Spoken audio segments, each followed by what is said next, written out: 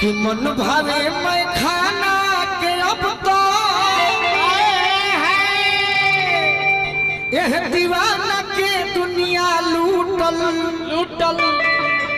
तो प्यार में जब से दिल टूटल प्यार में जब से दिल टूटल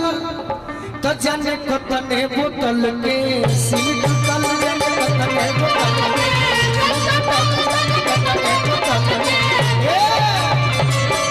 लड़की से यार लड़की से यार वफादार शराब बा लड़की से यार वफादारी शराब बा अब भले जमाना कहे पियल खराब बा